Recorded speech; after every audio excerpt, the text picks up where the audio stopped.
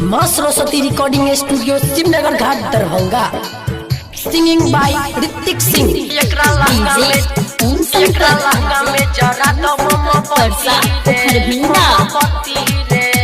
खेसरिया के बेटी कैलस अति रे खेसरिया के बेटी कैलस अति रे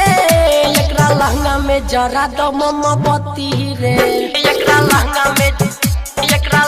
में जरा दो मोमबत्ती रे जब अपना पर पड़ल बनल सती रे एकरा लहंगा में जरा दो मोमबत्ती रे एकरा लहंगा में जरा दो मोमबत्ती रे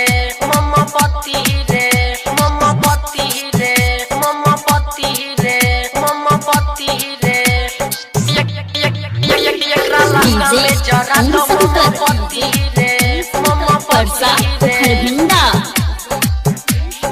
अपने उगइल न कजली पे गाना नीलुआ के पिलुआ फड़ी सुनल जमाना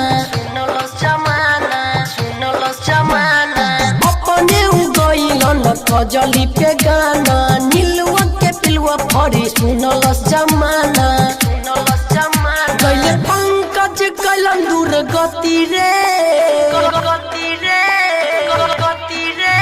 गइले पंकज कैलन दूर गति रे एकरा लहंगा में जरा दो मोमबत्ती रे एकरा लहंगा में जरा दो मोमबत्ती रे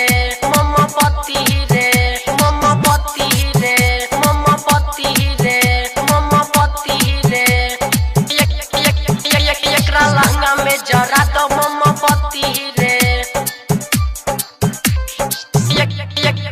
एकरा लहंगा में जरा दो मोमबत्ती रे चाची के बाची के मतलब का होला दिल न जवाब जब पूछल सटोला चाची के बाची के मतलब का होला दिल न जवाब जब पूछल सटोला गाना गई है ऐसन कुछो नहीं बाची रे गाना गई है ऐसन इज्जत नहीं बाची रे एकरा लहंगा में जरा दो मोमबत्ती रे एकरा लहंगा में जरा दो मोमबत्ती रे खेसरिया के बेटी कैलस अति रे एकरा लहंगा में जरा दो मोमबत्ती रे एकरा लहंगा में जरा दो मोमबत्ती रे मां सरस्वती।